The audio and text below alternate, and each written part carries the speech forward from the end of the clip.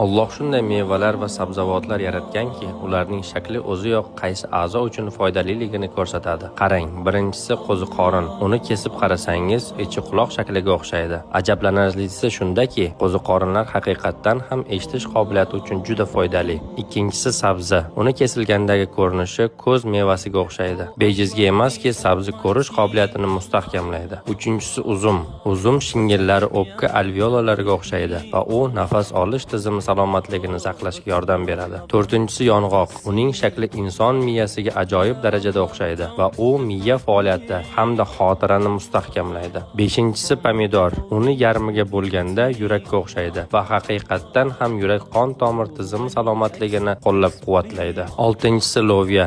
U ko'rinishi bo'yicha buyrak shakliga o'xshaydi va ularni mustahkamlashda foydalidir. G'arbda bejizga buyrak loviyasi deb atalmaydi. Darhaqiqat, Allohning har bir yaratgan narsasida tafakkur qiluvchilar uchun